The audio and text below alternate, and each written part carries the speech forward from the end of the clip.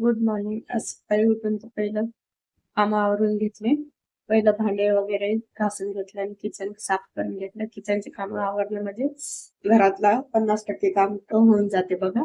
म्हणून मी पहिलं सकाळी उठून पहिले किचनची कामच आवडते कधी पण.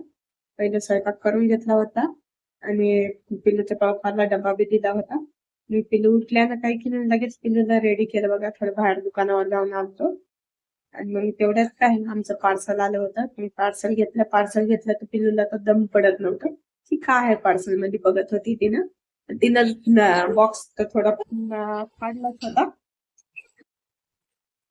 आणि मग बघा, पार्सल मध्ये मी शोकेस आणि 2 शेल्स मागवले होते. एक आयन्याच्या साईडला लावले, ज्याच्यात ते थोडंफार मेकअपचं सामान ठेवता येईल म्हणून. आणि बाकी 2 शोकेस काही काही बाथरूम मध्ये लावले होते आणि एक एक्स्ट्रा आलतं म्हणून चलावले. आता त्याचं काय करावं, तर किचन मध्ये एक लावले, ज्याच्यात काय नमक मसाले वगैरेचे बॉक्सेस ठेवले होते आणि साखर आणि चहापत्तीचे. मी बाथरूम मध्ये लावले होते बघा.